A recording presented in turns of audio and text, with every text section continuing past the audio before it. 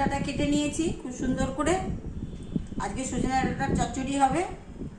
সাদা সর্ষে, লাল সর্ষে, শুকনো লঙ্কা, কাঁচা লঙ্কা এগুলো পিষে নেব।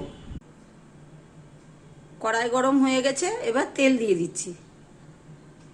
দিয়ে দিলাম ডাঁটাগুলি ছেড়ে দিলাম। ভাজা সুন্দর হয়ে গেছে, লবণ দিয়ে দিলাম। নাড়াচাড়া করব, একটু নাড়াচাড়া করার পরে 1 চামচ চিনি দিয়ে দিই। এগুলি সেদ্ধ হয়ে গেছে, এবার সরষে বাটাটা দিয়ে দিচ্ছি। ঢেকে দিলাম। থেকে তেল দিয়ে দিতে হবে।